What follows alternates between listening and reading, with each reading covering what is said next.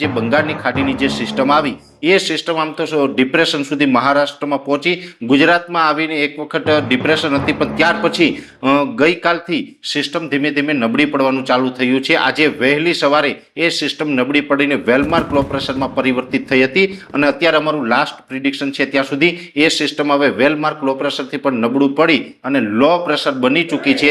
આ low pressure છે એ અત્યારે મધ્યપ્રદેશ, રાજસ્થાન અને જે ગુજરાતની બોર્ડરો એકઠી થાય છે ત્યાં છે, એટલે કે અરવલ્લી, ઉદયપુરના જે દક્ષિણ ભાગો અને મધ્યપ્રદેશના જે ભાગો છે એ ભાગો ઉપર અત્યારે સ્થિર થઈ છે અને આ સિસ્ટમના જે શિયર ઝોન હોય છે એ ગુજરાતના મોટા ભાગના વિસ્તારો ઉપરથી પસાર થઈ રહ્યો છે. જેમાં ખાસ કરીને જોવા જઈએ તો દક્ષિણ ગુજરાત, મધ્ય ગુજરાત અને ઉત્તર ગુજરાતમાં અત્યાર સુધીમાં સારો એવા વરસાદનું પરફોર્મન્સ જોવા મળ્યું. અનેક જગ્યાએ ભારેથી અતિભારે વરસાદ નોંધાયા. સૌરાષ્ટ્રમાં પણ જે બોટાદ અથવા તો આપણે કહી શકાય ભાવનગર, સુરેન્દ્રનગર, મોરબી એમાં સારા એવા વરસાદ પડ્યા છે. બીજા વિસ્તારમાં વરસાદનું પ્રમાણ ઓછું છે. હવે આવનારા દિવસમાં વાત કરવા જઈએ તો હજુ આ સિસ્ટમ છે 2 દિવસ સુધી ગુજરાતમાં સારી એવી અસર કરશે. આવતીકાલે 2 ઓગસ્ટ ને પરમ દિવસે 3 ઓગસ્ટ 2 દિવસ સુધી હજુ પણ ગુજરાતમાં સારું એવું વરસાદનું પરફોર્મન્સ જોવા મળશે.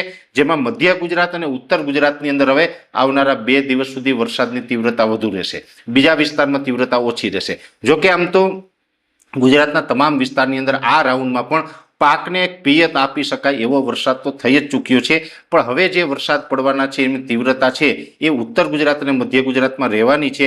જેમાં ખાસ કરીને જો સૌરાષ્ટ્રની વાત કરવા જઈએ તો સૌરાષ્ટ્રની અંદર રાજકોટ, જુનાગઢ, ગીર સોમનાથ, અમરેલી જેવા વિસ્તાર છે એમાં હળવાથી મધ્યમ વરસાદ જોવા મળશે. પશ્ચિમ સૌરાષ્ટ્રના જે ભાગો છે એટલે કે દ્વારકા, જામનગર, પોરબંદર છે એમાં કોઈ મોટા વરસાદ છે એ હવે 2 દિવસમાં થવાના નથી. આ એક ચોક્કસ છે કે આવતીકાલે એટલે કે 2 ઓગસ્ટના રોજ પશ્ચિમ સૌરાષ્ટ્રમાં ચોક્કસથી વરસાદનું પરફોર્મન્સ જોવા મળશે, પણ ભારે વરસાદ નહીં હોય, સામાન્યથી હળવો મધ્યમ વરસાદ હશે. કહી શકાય કે અડધા ઇંચથી લઈને 1 ઇંચ, અમુક જગ્યાએ 2 ઇંચ આસપાસ વરસાદ વરસી શકે છે. એટલે આ પ્રકારનું પશ્ચિમ સૌરાષ્ટ્રમાં દ્વારકા, પોરબંદર કે જામનગરનું પરફોર્મન્સ રહેવાનું છે. એટલે ઓલ ઓવર જોવા જઈએ તો ઓલ ઓવર ગુજરાતમાં વરસાદનું પરફોર્મન્સ સારું રહ્યું. પશ્ચિમ સૌરાષ્ટ્ર હજુ પણ નબળા છે. નબળા છે એની પાછળનું પણ કારણ છે કે અરબ સાગરના જે ઉત્તર ભાગો છે, કચ્છ અને જે પશ્ચિમ સૌરાષ્ટ્રથી પશ્ચિમના જે વિસ્તારો છે